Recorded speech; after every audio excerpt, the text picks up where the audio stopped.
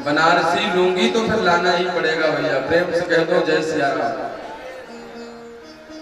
बाल हट, योग हट, ये हट जो है बड़े विचित्र हट है। बालक जिद कर ले कि मैं चिप्स खाऊंगा तो फिर खा करके ही मानेगा वो, कितना भी बहाना दे दो। और प्रभु प्यारे आज नंदरानी कहती है नहीं हम दर्शन नहीं कराएंगे। भोले बाबा कहते हैं मैं दर्शन करके जाऊंगा। वहीं पर त्रिशूल गाड़ दिया और बैठ गए हैं महादेव जी, अब मैं दर्शन करके ही जाऊंगा।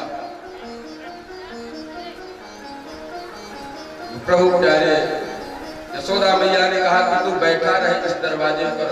हमारे महल में 85 चौक का महल है, एक दरवाजे पे बैठा है, बैठा रहे। दरवाजा खोलेंगे नहीं, दूसरे दरवाजे से निकल जाएंगे। भोले बाबा उदास हो गए, लगता है हमारी बात चलने वाली नहीं है। उदास होकर के, खिन्न मना होकर के और गोकुल से चल पड़े हैं, लौट पड़े हैं और मन ही मन विचार करते जा रहे हैं प्रभु दर्शन नहीं दोगे क्या। जैसे ही महादेव पहुंचे हैं गोकुल से थोड़ी दूर, आज भी जहां पर आसेश्वर महादेव का मंदिर है, जो वृंदावन गोकुल गए होंगे उन्होंने दर्शन किया होगा। कान्हा के दर्शन की आस लगा करके बैठ गए हैं, नाम पड़ा है आसेश्वर महादेव। बोलो आसेश्वर महादेव की। जरूर जाना तो दर्शन करके आना। ब्रह्मांड घाट जहां पर मेरे प्रभु ने मिट्टी खाई, उससे मुश्किल से 500 मीटर बगल में आसेश्वर महादेव, बड़ा प्राचीन ऐतिहासिक मंदिर है प्रभु प्यारे।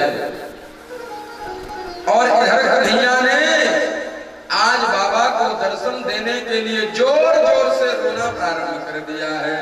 मैया कभी पालना झुलावे चुप होते नहीं, कभी दुग्ध पान करावे चुप होते नहीं, राई नौन उतारती है कि शायद नजर लग गई हो, चुप होते ही नहीं।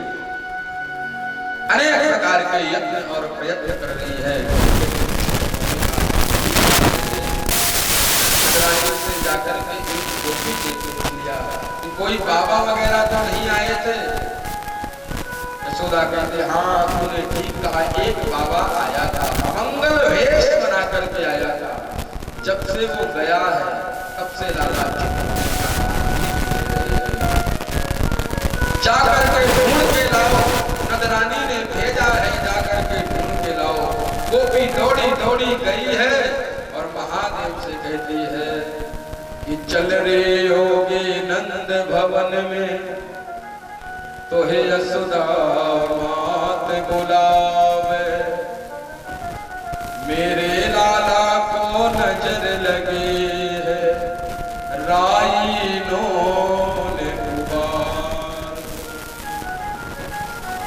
यशोदा मैया बुलाई है। बाबा चलो, कुछ नजर वजर झाड़ना वरना आता है कि शंकर भगवान ने कहा अरे कैसी बात करती हो, अरे कोई नाक का स्पेशल डॉक्टर होगा, कोई कान का, कोई गले का, कोई बुखार का, एक उसी प्रकार से मैं नजर की स्पेशलिस्ट ही हूँ। प्रेम से कह दो जय शंकर की।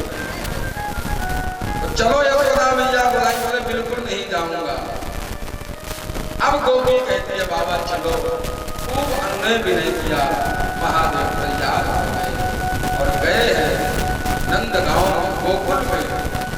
यशोदा मैया के हाथ से कन्हैया को कहते हैं ला मैया हमारी गोद में, सब नजर आएगा। यशोदा मैया कहते हैं हे भगवान गले पर सर्प, कान पर बिच्छू, इतने जहरीले जहरीले यंत्र हैं, बाबा ऐसा करो कि हमारी गोद में ही बैठ करके जाना। महादेव कहते नहीं, नजर तो तभी उतरेगी जब हमारी गोदी पर आएंगे। और जैसे ही महादेव की गोदी में कन्हैया को डरते डरते यशोदा मैया ने दिया है, चुप हो गई है। यशोदा मैया की गोद में जामे कन्हैया तो विलाप करने लग जामे, रोने लग जाएगा। और इधर जब महादेव की गोदी में आवे तो खिलखिला करके हंस पड़े। यशोदा मैया कहती है बाबा आप ऐसा कुछ कर दो कि हमारे लाला को नजर ना लगे। महादेव ने कहा कि एक शिवलिंग की स्थापना कराना, और जहां आप अपने लाला को स्नान कराती हो, उस स्नान का जल उस शिवलिंग से होकर के बाहर निकलेगा। मैं आपको गारंटी देता हूं कि आपके लाला पर कभी नजर लगेगी ही नहीं। यशोदा मैया कहती है बाबा अब तुम जाओ बाहर, कहीं यहीं रह जाओ। रह रे योगी नंद भवन में, ब्रज में वासों कीजे, जब जब मेरो लाला रोवे, तब तब दर्शन दीजिए। आज भी महादेव गोकुल में आसेश्वर महादेव के रूप से विराजा करते हैं। बोलो शंकर भगवान की।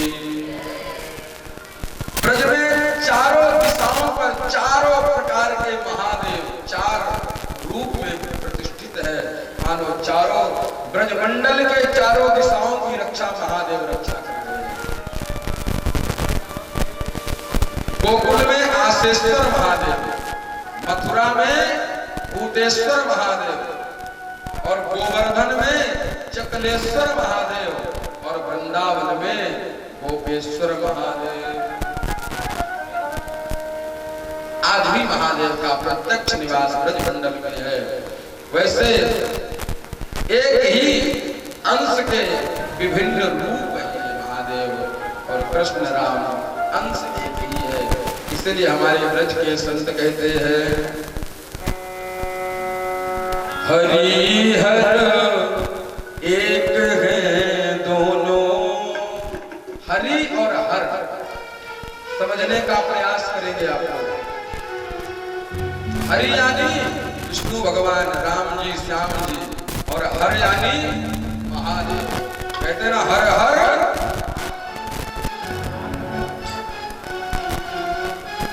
बड़ा सुंदर भाव गुनगुनाने लगे हैं। हरि हर एक है दोनों, दोनों की तुलना है इस भजन में। न ये कम है न वो कम है। सुनना है भजन? कौन कौन को नहीं सुनना है? जरा हाथ खड़े करेंगे। भैया को नहीं सुनना, एक हो गए। अच्छा कौन को सुनना है? ओह सभी को सुनना है। तो आइए हम लोग भी सुस्ती से थोड़ी देर कुश्ती लड़ गए भैया, प्रेम से कहो जय शंकर के। हरि हर एक है दोनों, न ये कम है न वो कम है।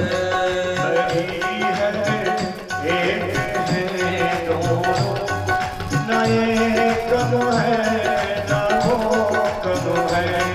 हरि हर एक है दोनों, न ये कम है न वो कम है।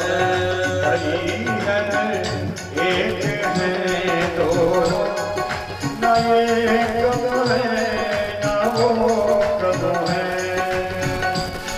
हरि हर एक है दोनों, न ये कम है न वो कम है। हरि हर एक है दोनों, न ये कम है न वो कम है। बोलो शंकर भगवान की।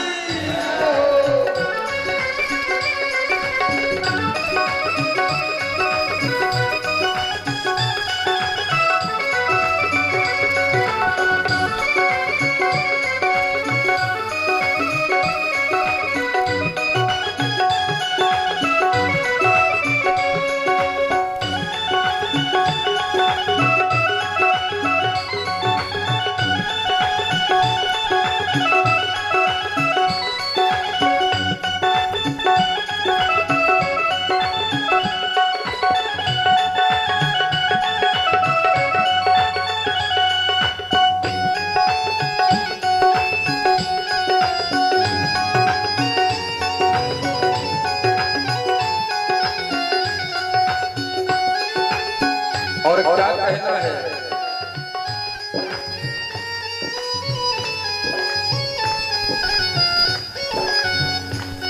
वो रहते क्षीर सागर में, वो रहते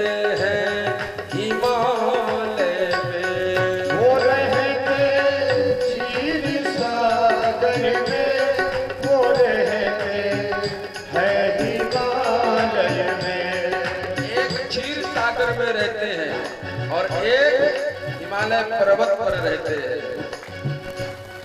वो रहते क्षीर सागर में, वो रहते हैं हिमालय में। वो रहते क्षीर सागर में, वो रहते हैं हिमालय में। और ससुर अपमान करने में, एक ने दक्ष सर काटा और एक ने सिंधु को डांटा। ससुर अपमान करने में, न ये कम है न वो कम है। ससुर अपमान करने में, न ये कम है न वो कम है। हरि हर एक है दोनों, न ये कम है न वो कम है। हर एक है दोनों, न ये कम है न वो कम है।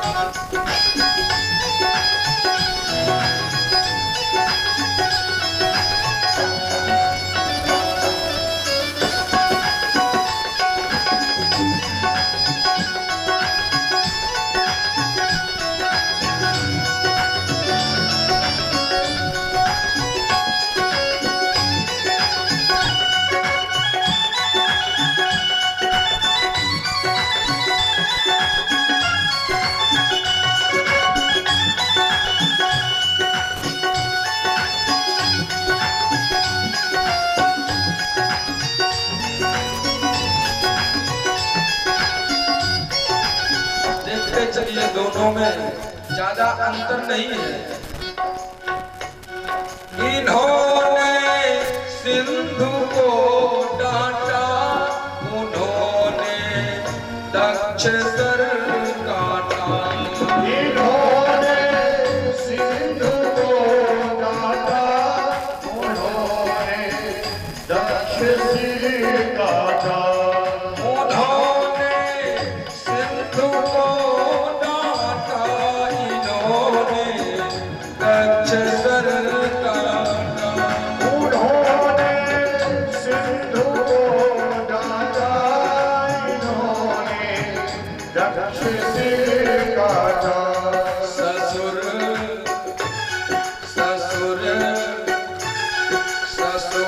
अपमान करने में, ससुर अपमान करने में, न ये कम है न वो कम है।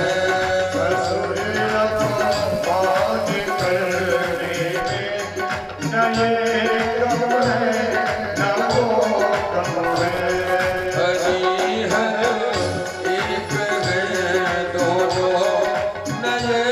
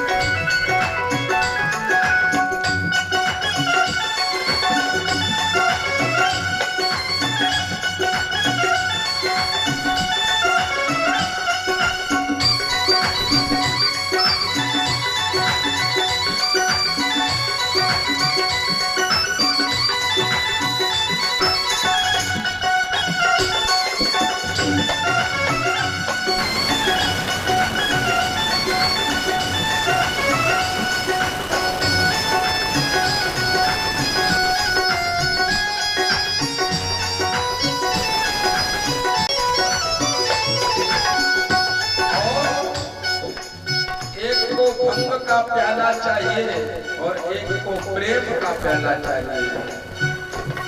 वो पीते प्रेम रस प्याला, ये पीते भंग का प्याला। वो पीते प्रेम रस प्याला, ये पीते भंग का प्याला। वो पीते प्रेम रस प्याला, वो पीते भंग प्याला। वो पीते प्रेम रस प्याला, ये पीते भंग का प्याला। नशे में जय हो,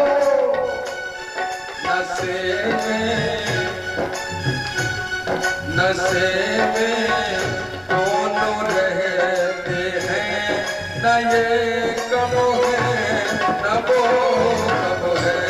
नशे में दोनों रहते हैं, न ये कब है न वो कब है। हरी है एक है दोनों, न ये कब है न वो कब है। हरि हरि एक है दोनों, न ये कब है न वो कब है।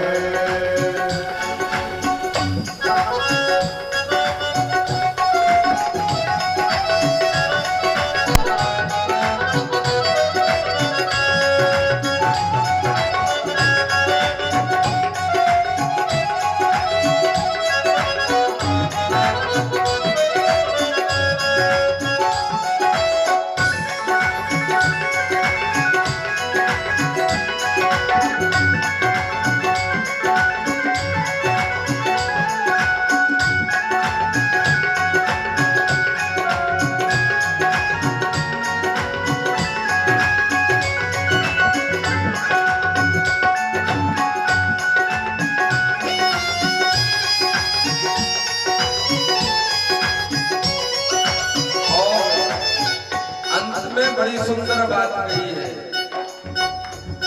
दोनों पत्नियों की बात मानने में अग्रगण्य है भैया। रमा की बात ये माने, उमा की बात वो माने। रमा की बात ये माने, रमा की बात वो माने। रमा की बात ये माने, उमा की बात वो माने। रमा की बात ये माने, उमा की बात ये माने। प्रियासम मान करने में, प्रियासम मान करने में, न ये कब है न वो कब है। प्रियासम मान करने में, न ये कब है न वो कब है। हरि हर एक है दोनों, न ये कब है न वो कब है। हरि हरि एक है दोनों, न ये कब है न वो कब है। हरि हर एक है दोनों, न ये कब है न वो कब है। हरि हरि एक है दोनों, न ये कब है न वो कब है। न ये कब है न वो कब है। न ये कब है न वो कब है। न ये कब है न वो कब है।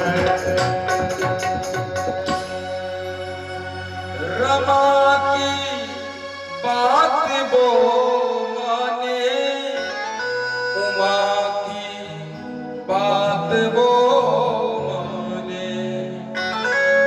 एक लक्ष्मी की बात को नहीं काट सकते हैं और दूसरे उमा यानी पार्वती की बात। प्रियासों मान करने में न ये कम है न वो कम है। बोलो शंकर भगवान की जय।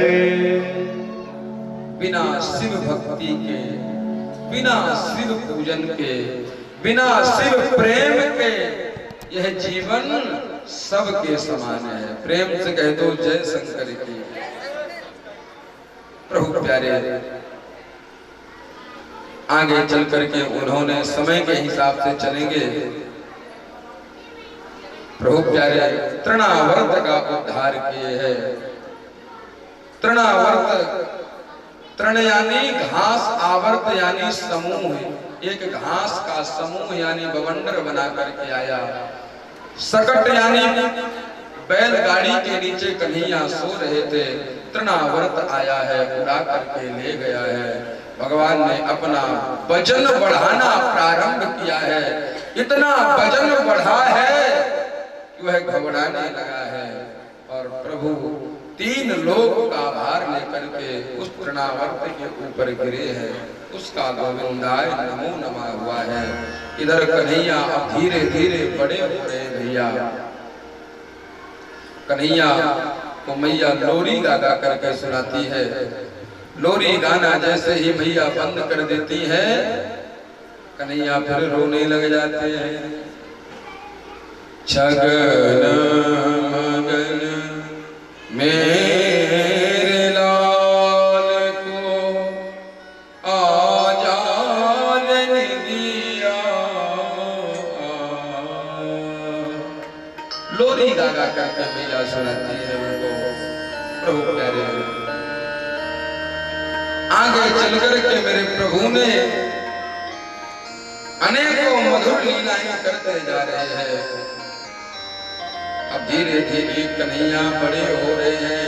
1 वर्ष के हो गए कान्हा। कितने दिन के हो गए? 1 वर्ष के। एक दिन की बात है, श्री गर्गाचार्य जी महाराज कि गर्गः पुरोहितो राजन यदुना सुमहातपा ब्रजम जगामनन्दस्य वसुदेव प्रचोदित। गर्गाचार्य जी महाराज का आना हुआ है।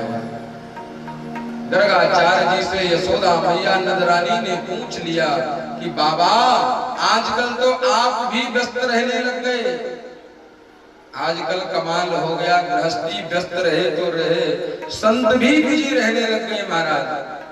गर्गाचार्य जी ने कहा मैया क्या करें, कहीं नामकरण करने जाना पड़ता है, कहीं सत्यनारायण भगवान की कथा करने जाना पड़ता है। अनेकों मंगल कार्य नामकरण का नाम सुना है मैया ने। मैया ने कहा अरे महाराज अभी तो हमारे बालकों का भी नामकरण नहीं हुआ है। चलो गौशाला में गए हैं मेरे गर्गाचार्य जी और उनके साथ में बैठ करके रोहिणी और यशोदा पुत्रों का अदला बदली कर लिए हैं भैया। पुत्रों को बदल लिया है क्योंकि माताओं के मन में होता है कि पंडित जी कुछ जानते मानते हैं कि बस वही खीर पुआ पूरी वाले पंडित हैं। प्रेम से कह दो जय शंकर की। आजकल वास्तविक विचार करने की बात है। हमारे सनातन धर्म को विकृत करने के लिए, प्रदूषित करने के लिए बहुत सारे अन्य धर्म के लोग भी इसमें भेष बदल बदल करके आकर के घुस गए। जो सच्चा सनातनी होगा, जो सच्चा वेद पाठी ब्राह्मण होगा, वो कभी भी भीख नहीं मांगेगा, वह तो अपना कर्म करेगा। मैं ये नहीं कहूंगा कि परीक्षण नहीं करना चाहिए, परीक्षण करके ही और ब्राह्मणों की नियुक्ति करें जब कोई शुभ काम मंगल काम हो। दान सहयोग कहीं भी करते रहे, लेकिन जब सत्कर्म की बारी आए तो परीक्षण करके करना चाहिए। और मैं तो पूरे इस गांव को निमंत्रण करके जाता हूँ। श्री धाम वृंदावन आप सब लोग पधारे। अपना भी बिहारी जी के बगल में गुरु जी का स्थान है, जहाँ पर संत सेवा, ब्राह्मणों को निःशुल्क शिक्षा, गौशाला 8-10 गाय, निरंतर सेवा चल रही है। आप सभी लोग पधार सकते हैं कभी भी। मैं यदि कथा करने बाहर आ गया तो नंबर लेकर के पहुंच जाइएगा। मैं रहूंगा तो कोई बात ही नहीं भैया। प्रेम से कह दो राधे राधे। इसलिए सबको एक चश्मा से नहीं देखना चाहिए। आज भी सनातन धर्म को मानने वाले ब्राह्मण हैं, आज भी हम इस पवित्र मंच से बैठ के गर्व के साथ कह सकते हैं कि हमने कभी भागवत भगवान को बिजनेस नहीं बनाया, कभी हमने इसको बेचा ही नहीं भैया। अरुण जी इसके प्रमाण होंगे, पूछ लेना आप लोग अरुण जी से। कई बार फोन किए, बोले महाराज आकर क्या लोगे, क्या दोगे, कैसे क्या। मैंने कहा कि अकेले कथा सुननी है तो कुछ नहीं, और यदि भजन इत्यादि सुनना है तो हमारे आचार्यों को देना। मुझे गर्व है इस बात का कि हमने कभी भागवत जी को बेचा नहीं तो आजकल ऐसी होड़ चल रही है, 5 लाख, 10 लाख, 20 लाख, कोई कितने में ग्रंथ को खरीद सकता है। भागवत अनमोल है, सावधान रहे। आजकल बहुत सारे बहरूपिया घूम रहे हैं जो सनातन धर्मियों को, उनकी भावनाओं को आहत कर रहे हैं। प्रभु प्यारे, सही जगह से जुड़े, सही व्यक्तियों के द्वारा कथा कीर्तन का आनंद ले, सही संदेश आप तक पहुंचेगा। यही मेरा आप लोगों से निवेदन। गर्गाचार्य महाराज ने, ये यादकुल के पुरोहित हैं, नंदा, नंदरानी और रोहिणी ने अपने अपने पुत्रों का अदला बदली कर लिया है। देखे तो सही है, बाबा कुछ जानता मानता है कि बस खीर पुआ पूरी खाने वाला ही है। यशोदा के बालक को ले लिया रोहिणी ने, और रोहिणी के बालक को ले लिया यशोदा मैया ने। जैसे ही गर्गाचार्य ने देखा है, ओहो यह तो साक्षात नारायण है, यह तो परम पिता परमात्मा है। करतुम अकरतुम अन्यथा करतुम सर्व समर्थवान नारायण है। ये ध्यान में मग्न हो गए, समाधि लग गई है उनकी। यशोदा सोचती है कि अब जगेंगे, कुछ देर बाद जगेंगे। कई घंटों की समाधि गर्गाचार्य की लगी है। नजरानी हिलाती डुलाती है, लेकिन बाबा हिलते डुलते नहीं है। थोड़ी देर के बाद जब जगे है तब उन्होंने देखा और कहने लगे, हे नंदरानी, तुम्हारे भाग्य की जितनी सराहना की जाए, तुम्हारे भाग्य की जितनी ही प्रशंसा का की जाए उतना ही कम है। और हे रोहिणी, जो तुम्हारी गोद में पुत्र है तुम्हारा नहीं है, यशोदा का है। और हे यशोदा, जो तुम्हारी गोद में पुत्र है तुम्हारा नहीं है, रोहिणी का है। मैया समझ गई कि बाबा जानकार है। भागवत में वर्णन मिलता है, अयम ही रोहिणी पुत्रो रमय सुहदो गुणै आख्यास्ते राम इति बलाधिक्यात् बलम विदुः। हे रोहिणी मैया, जो तुम्हारा पुत्र है उसके शरीर में बल की अधिकता होगी, बलाधिक्यात् बलम विदुः, बल की अधिकता होगी, बलशाली होंगे। हल इनका मुख्य अस्त्र और शस्त्र रहेगा, इसलिए इनका नाम हलधर भी होगा, इनका नाम दाऊ दादा भी होगा। और इनका विवाह रैवत नाम के राजा होंगे, उनकी कन्या के साथ, रेवती के साथ में इनका विवाह होगा।